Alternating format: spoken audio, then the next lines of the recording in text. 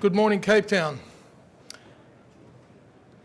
What I'd like to do is give everybody a little bit of a big picture here before we flip through the slides. We're in the northern part of Ghana, where gold shouldn't have existed. It does exist. Here we are with 5 million ounces in one single pit. And we have the ability to discover more given our land package, and I'll talk to that. So this is a good opportunity to start a processing facility for 15 years, and hopefully we'll be able to bolt on some more years and tonnes as we continue to explore. The team, our board and management, Kevin Tomlinson, who is here with us today. He's a chairman. Myself and Malik Issa, we're the founders. Our former project in Ghana is now pouring gold. We sold that back in 2010 under the brand of Asanko now. It's pouring gold. We've got Michele Maskillo. He's also on our board. He's a corporate lawyer out of Australia who's in this space. He's been there for a while. The second row, Trevor Schultz, familiar with most people in Ghana. He spent 6 years living in Ghana as well and built 4 mines for Anglo Gold back in the day. And his last build was the Centamin plant up in Egypt. Ken Thomas, also on our board and heads up our technical committee. Ken was employee number 3 for Barrick. So he saw Barrick rise from the ground up and departed when they were 4 million ounces per annum producer. Dave Anthony, our COO, he's built about 12 processing plants in his lifetime. 6 of those were for Barrick, and he's got plenty of experience at this scale. John, our CFO, he did some work there for Focus Minerals and Venture Minerals. Our corporate overview. As you can see there, we've got quite an interesting range of shareholders. Goldfields have bought their position on the market freely on public information. It took them about 9 months to gather that stake 2 years ago, and the rest of the shareholders have been there through either placements or on-market purchasing. The shares that we have on issue at the moment, 500 million shares or near enough, and we're trading around 37 cents, way undervalued, like most other people in this space. Good coverage there. There's our coverage list of familiar brands there. The deposit itself is in the northern part of Ghana, like I said earlier. As you can see, the northern part of Ghana doesn't have any mines of any significance. Because gold wasn't supposed to be there. There is one up and coming over to the west of us, and that's called Azuma. And good luck, and we wish them all the best. Most of the mines in Ghana are in the southern part of Ghana, as we all know. What's interesting here is our infrastructure. We're 30 kilometres away from the hydro power. 25 kilometres away from the highway, and we have continuous water supply all year round. So our infrastructure and our land is all arid and flat and savanna. We do have a mining licence too, by the way. That's one of the points later at the last point there, 15-year mining licence. Some of the physicals of our bankable feasibility study. We'll produce for almost 3 years, an average of 360,000 ounces per annum, over 1 million ounces out of what we call our starter pit or our payback pit within 3 years. And the strip ratio is 0.9 to 1. There's the rest of it there. Our production profile looks great in the first 3 years, as you can see there.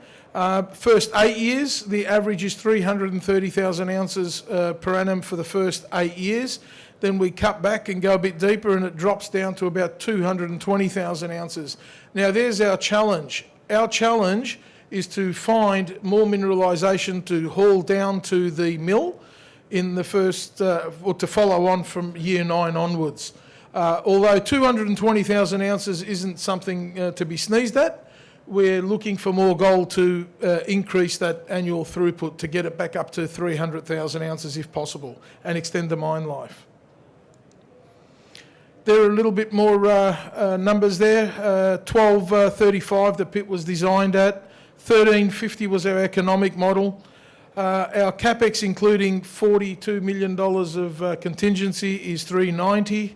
All-in costs around $600 for the first 3 years, and life of mine around $900. Payback is interesting at 21 months on $1,350 gold price. And the other numbers, well, you make of those as you will. Sensitivities, there's your 1350 in red. The pre-tax cash flow numbers. The pre-tax NPV and IRR.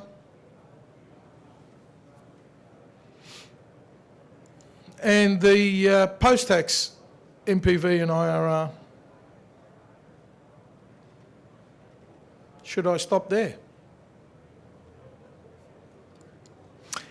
Let's keep going. Our quality partners, Lycopodium and the other Tier 1 developers and contractors. Our flow sheet, standard flow sheet. What makes our flow sheet unique is the ability to to produce a high-grade concentrate. Up until that point there, we processed 9.5 million tonnes per annum.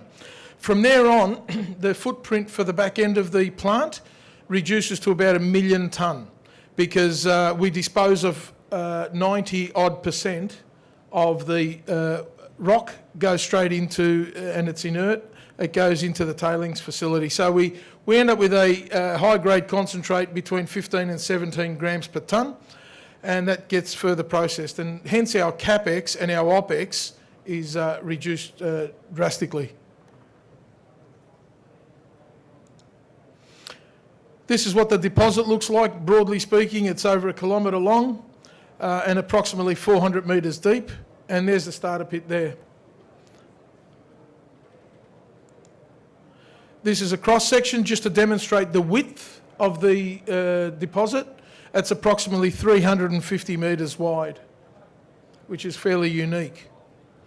And obviously the strip ratios that were up there earlier on, the starter pit is less than 1 to 1 and less than 2 to 1 for the life of mine.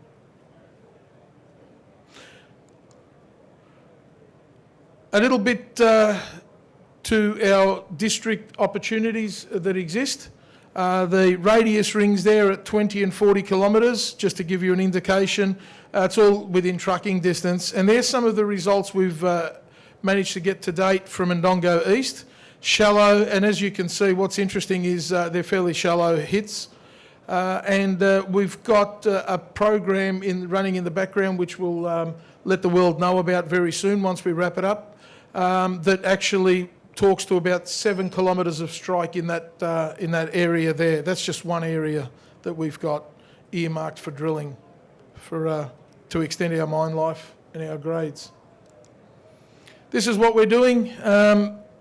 What we have control over is what we're doing into the first half of 2020, which is the front-end engineering, and the rest of it is subject, that's why the asterisks are there, subject to financing. If it all goes well, second half of 2022 should be pouring gold. Ladies and gentlemen, enjoy your conference and enjoy the next story, another good African up-and-coming story, Orca Gold. All the best. Thank you very much.